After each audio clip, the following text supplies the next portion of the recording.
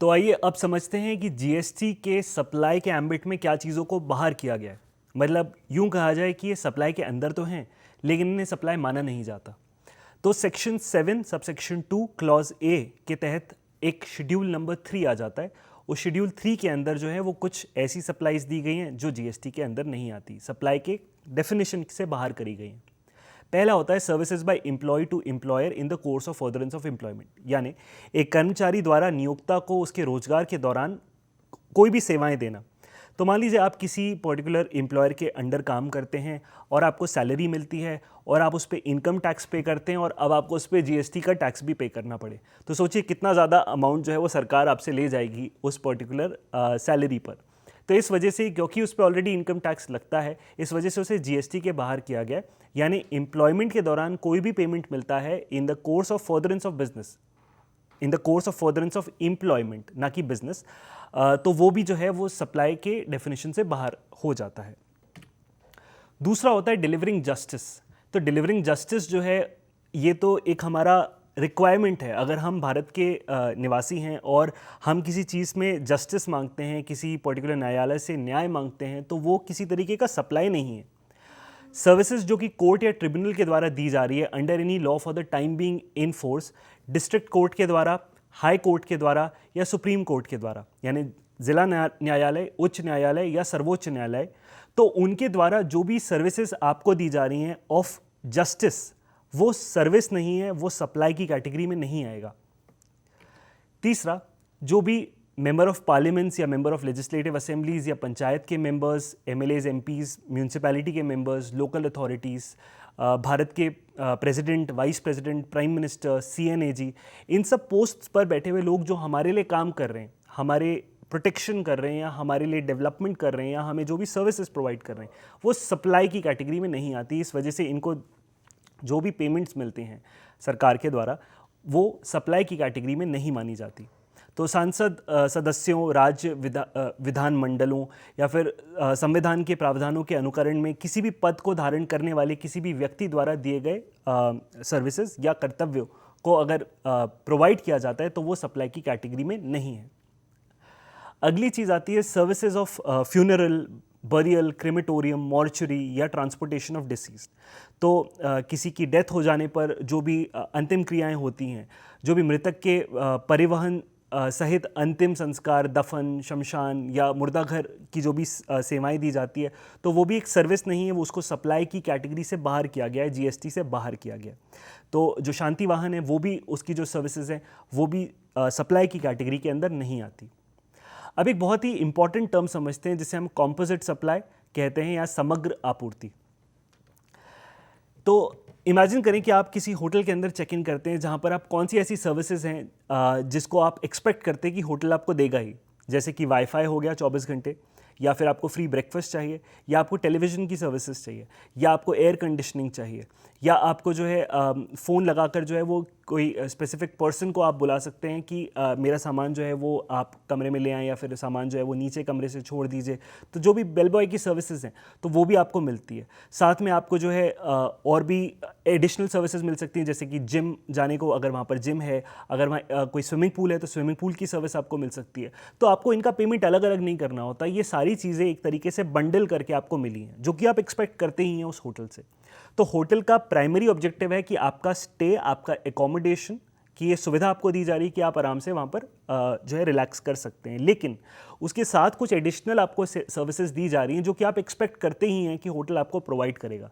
तो in additional services को कहा जाता है कॉम्पोजिट सर्विस।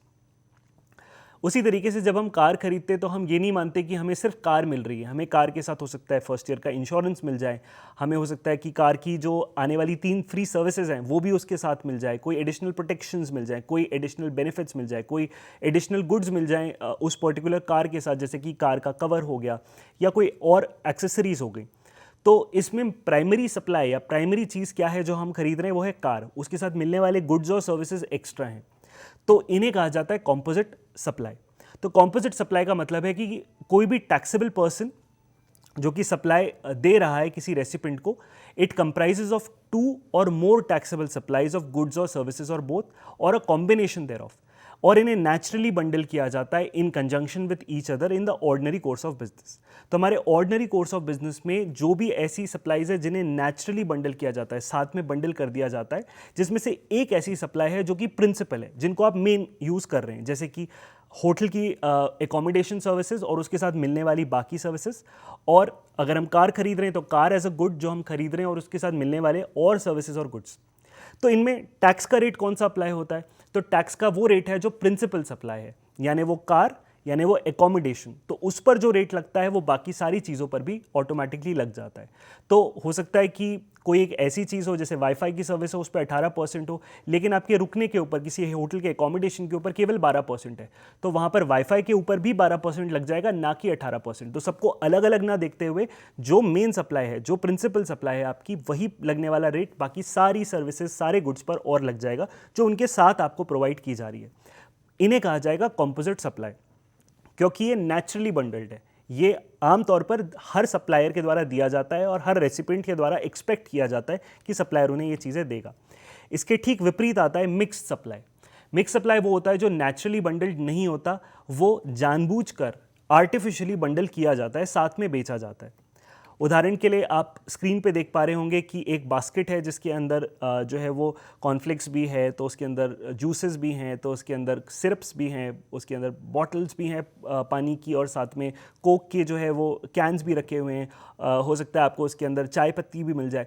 तो ये चीज़ें अमूमन हम अलग अलग खरीदते हैं। ये ऐसी चीज़ें हैं जो आपको एक साथ कभी मिलती नहीं है, पर आप इसको बंडल बनाकर एक तरीके से गिफ्ट हैम्पर बनाकर बेचने की कोशिश कर रहे हैं। तो इन्हें कहा जाता है मिक्स सप्लाई, यानी वो चीज़ें जो आमतौर पर हम अलग अलग खरीदते हैं लेकिन उन्हें साथ में बंडल करके आर्टिफिशियली बेचा जा रहा है आपको, तो वो कहलाता है मिक्स्ड सप्लाई। उसी तरीके से दूसरी बास्केट देखें तो उसमें चॉकलेट्स भी हैं, तो उसके अंदर हम चिप्स भी देख पा रहे हैं, कुछ जूसेस भी देख पा रहे हैं। तो जिन चीज़ों को हम अमूमन अलग खरीदते हैं लेकिन उन्हें साथ में बंडल बना के बेचा जा रहा है, तो वो मिक्स सप्लाई कहलाएगा।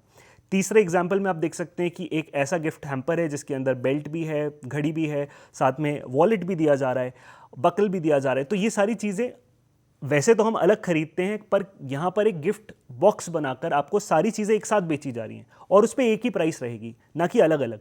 तो आप 3,500 रुपये दीजिए और ये आपका, जिसके अंदर ये भी है, एक्स भी है, वाई भी है और जेड प्रोडक्ट भी है। तो इन्हें कहा जाएगा मिक्स सप्लाई। पर इसमें जीएसटी का रेट कौन सा लगता है? तो सारी चीज़ों पर इंडिविजुअली रेट्स देखे जाते हैं और जिस पर सबसे ज़्यादा रेट होता है वो पूरे बंडल पे लगा दिया जाता है। तो एग्जाम्पल के लिए अगर मैं कहूँ कि चॉकलेट पे जो है वो 12% लग रहा है, और हो सकता है जूसेस पे 18% लग रहा हो, और हो सकता है कि कोई तीसरी चीज़ इसके अंदर है जैसे कि पॉपकॉर्न, तो उस पर 5% लग रहा हो। तो तीनों में सबसे हाईएस्ट है 18%, तो पूरे बंडल के ऊपर 18% का रेट लगा दिया जाएगा, इवन इफ उसके अंदर कोई ऐसा प्रोडक्ट हो जिस पे कम रेट लगता हो। तो उसे दरकिनार करते हुए, उसे इग्नोर करते हुए पूरे बंडल की वैल्यू पर वो रेट लगाया जाएगा जो इस बंडल के अंदर हाईएस्ट रेट होगा। जिस भी प्रोडक्ट का हाईएस्ट रेट होगा वो फाइनल प्रोडक्ट पे लगा दिया जाएगा। इस चीज़ को कहा जाता है मिक्स सप्लाई। सो जब दो या दो से ज़्यादा supplies of goods and services मिलाकर एक साथ दी जाती है, जो एक ही सिंगल प्राइस के अगेंस्ट दिया जाता है, यानी एक कंबाइंड प्राइस के अगेंस्ट आपको दिया जाता है, इसे हम मिक्स सप्लाई कहते हैं। और इसके अंदर नेचुरली बंडल्ड ना होकर आर्टिफिशियली बंडल किए जाते हैं। इसी के साथ हमारा कॉम्पोजिट और मिक्स सप्लाई खत्म होता है। Thank you.